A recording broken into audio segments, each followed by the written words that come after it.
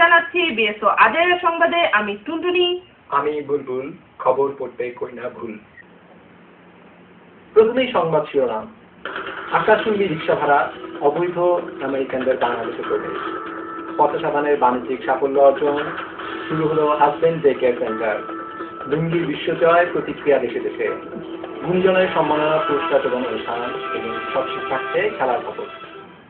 দিন দিন আকাশচুম্বী হচ্ছে রিক্সা ভাড়া। রিক্সাওয়ালার এই বিশাল স্যালারি আকর্ষণ করছে শত শত আমেরিকানদের। অবৈধ আমেরিকানরা নদী পথে সাঁতার কেটে চলে আসছে বাংলাদেশে। উদ্দেশ্য একটাই, রিক্সা চালানো। ক্যারিয়ারের চূড়ান্ত মাইলফলক হিসেবে দেখছে তারা রিক্সা চালানোকে।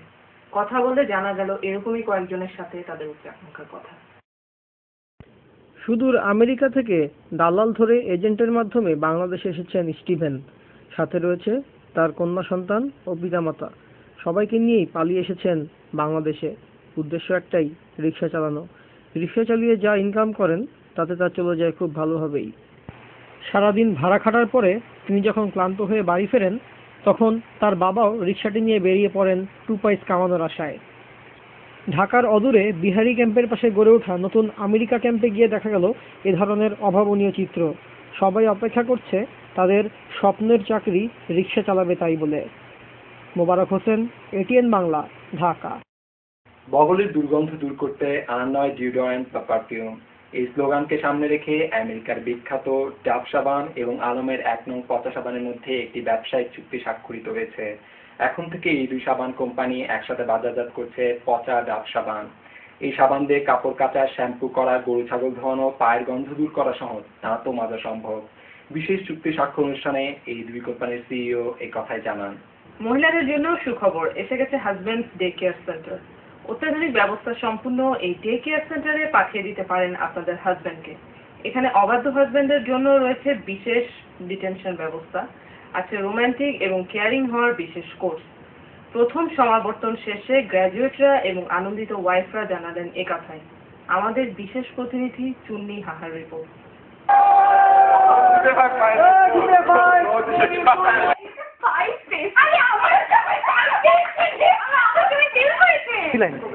আগে আমি পড়াশোনা করতে পারতাম না, আমি শুধু ফেল করতাম।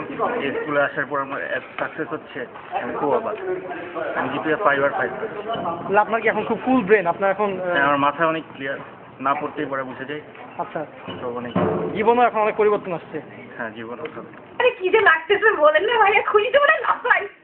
আচ্ছা, অনেকে ফেল করছে, তাদেরকে আপনি কি মনে হয় এখন তাদের? অসুবিধা নেই, আবার ট্রাই করলেই পাবে। There is always second time. আমার তুমি ফেল করেছে, আমাদের কথা শুনছি, আমি আর কথা বলতে পারছি না। বাংলাদেশের মামা হালিমের ব্যাপক জনপ্রিয়তার সুযোগকে কাজে লাগিয়ে কতিপয় অসাধু ব্যবসায়ী যুক্তরাষ্ট্রের টেক্সাসে খুলেছেন মামাস পিজা। প্রতিদিন ভুয়া মামার খপ্পরে পড়ে এই অস্বাস্থ্যকর পিজা খেয়ে অসুস্থ হয়ে পড়েছেন অসংখ্য বিশ্ববিদ্যালয় পড়ুয়া ছাত্রছাত্রী।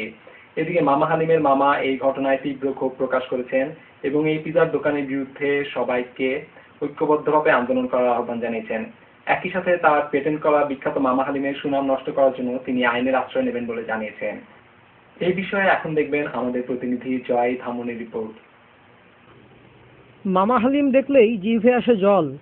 এই হালিম খেলে করতে হয় না যত্রতত্র ত্যাগ মল। আর তাই মামা হালিমের এই ব্যাপক জনপ্রিয়তা সমগ্র দেশে দেশে।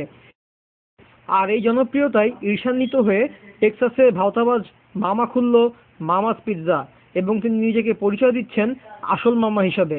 আর তাই তাকে হাত নাতে কানে ধরে আমরা নিয়ে এসেছি জনগণের সামনে। দেখুন আমাদের আসল মামার প্রতিক্রিয়া। এই মামা হালিম, আমি হইলাম আসল মামা হালিম। যারা আমার হালিমের ব্যবসা করে তাদের উপর আল্লাহর গজব পড়বো। থামুন, এটিএন বাংলা, ঢাকা। সম্প্রতি শিল্প সাহিত্য, গান ও চলচ্চিত্র সহ বিভিন্ন ক্ষেত্রে পুরস্কার দিয়েছে বাংলাদেশ সরকার। বাংলা ভাষা ও সাহিত্যকে ব্যাপকভাবে সমৃদ্ধ করার জন্য ভাষা পদক পেয়েছেন জনপ্রিয় কথাশিল্পী মোস্তফা সারোয়ার ফারুকী। যদিও হাইকোর্ট এর উপর নিষেধাজ্ঞা জারি করেছে। অন্যদিকে শ্রেষ্ঠ গায়কের পুরস্কারটি পান মোহাম্মদ আশরাফুল। তার গাওয়া গানটি শুনুন এবার আমাদের রিপোর্টে। আমি তো এক সাধারণ একজন, অতি সাধারণ এই মন, অথচ আমার ভালোবাসা সাধারণ। ও বন্ধুরে একবার ছুঁয়ে দেখো ইচ্ছে গুলোকে। ওই আমি তো কবিতা লিখি না, তবুও তো তোমায় ভেবে লিখবো একদিন দ্বিতীয় কোনো বনলতার কথা। এদিকে শ্রেষ্ঠ গায়িকার পুরস্কারটি নিয়ে তুমুল প্রতিদ্বন্দ্বিতা ও বিতর্ক শুরু হলে পুরস্কারটি নিলামে তোলা হয় এবং যথারীতি পুরস্কারটি উচ্চ মূল্যে কিনে নেন জনপ্রিয় কণ্ঠশিল্পী ইভা রহমান। শ্রেষ্ঠ বাংলা সিনেমার পুরস্কার পেয়েছে খোঁজ দ্য সার্চ ওরফে খালজাইয়া মর। এ ব্যাপারে পরিচালকের সাক্ষাৎকারটি দেখুন আমাদের রিপোর্টে। আচ্ছা, এই সিনেমাটার নাম খালজাইয়া মর কেন? তখন স্টুডেন্ট ছিলাম, তখন বেদপাক্সের কামড় খায়া খাইতে আমাদের একটা চিন্তা হয়েছে যে একটা ছবি বানাবো। তখন থেকেই ঠিক করলাম ছবির নাম হইব খালজাইয়া মর খোঁজ দিতা। শ্রেষ্ঠ অভিনেতা পুরস্কারটি জিতে নিলেন বাংলাদেশের মহামান্য রাষ্ট্রপতি জিল্লুর রহমান। মুখ বা বোবা চরিত্রে বরাবরই অসামান্য অভিনয়ের জন্য তাকে পুরস্কারটি প্রদান করা হয়। দেখুন তার অভিনীত চলচ্চিত্রের কিছু অংশ। আমার বলার কিছু ছিল না, না গো আমার বলার। লুঙ্গি আজ দেশের একটি অপরিহার্য শক্তির প্রতীক হয়ে দাঁড়িয়েছে। এই লুঙ্গি নিয়ে বিশ্বের বিভিন্ন প্রান্তে সব জল্পনা কল্পনার অবসান ঘটাতে এখন দেখবেন আমাদের ওয়াশিংটন ডিসির প্রতিনিধি তৈরি করা একটি বিশেষ রিপোর্ট, হাউ টু টাই আ লুঙ্গি, ঝাড়া দিয়ে লুঙ্গি। চলুন দেখি কিভাবে দিবেন অনাবিল প্রশান্তির ভঙ্গি।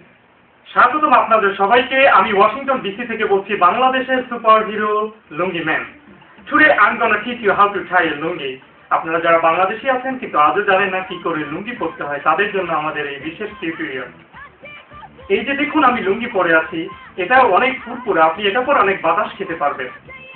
দেন make a cross like that, then cross again, push it down. That's so easy.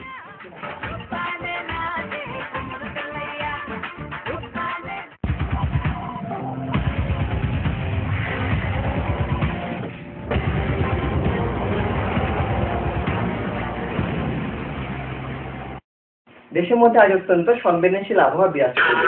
উপরে খুব গরম, নিচে ঠান্ডা এবং মাঝখানে ঝড় আবহাওয়া অনুভূত হবে। এদিকে ওয়ালটন ফ্রিজের দরজা খোলা থাকার কারণে সারা দেশে লকডাউন সাইজ থেকে শুরু করে ফুটবল সাইজের স্নো পড়ার আশঙ্কা করা হচ্ছে। এই সময় সবাইকে হেলমেট পরে বাইরে বের হওয়ার জন্য সতর্ক করা হচ্ছে। এদিকে শনি এবং রবিবার ছাড়া সপ্তাহে বাকি দিনগুলোতে মহিলাদের চোখের জলে বন্যা হওয়ার আশঙ্কা করা হচ্ছে। ঘরে কাজের বুয়া না থাকায় এর প্রধান কারণ। তবে শনি এবং রবিবার এই দুই দিন ঘরে স্বামীর উপস্থিত থাকার কারণে বন্যার জল অনেকখানি শুকিয়ে আসবে। এবার একটি বিশেষ আবহাওয়ার সংবাদ। তেল মাথায় তেল দেওয়ার কারণে সরকারি অফিসগুলিতে পিচ্ছিলতা 10 নম্বর মহাবিপদ সংকেত দেখাতে বলা হয়েছে। এই সময় কেউ যদি তেল মাখা ফ্লোরে পা পিছলে পড়ে যান, তার জন্য সরকার দায়ী থাকবেন না। আমাদের আবহাওয়ার সংবাদ আজকে এতটুকুই। আমরা ফিরে যাচ্ছি মূল সংবাদে। এবারে খেলার খবর।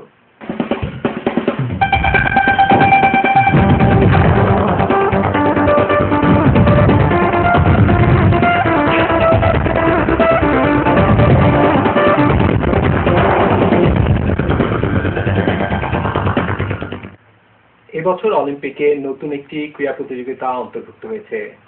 নদীর উপর বাঁধ দেওয়ার এই প্রতিযোগিতায় প্রথমবারের মতো স্বর্ণপদক জিতেছে প্রতিবেশী ভারত। এই বিজয়ে ভারতকে অভিনন্দন জানিয়েছেন বাংলাদেশ সরকার। খবর শেষ হলো, খোদা হাফেজ।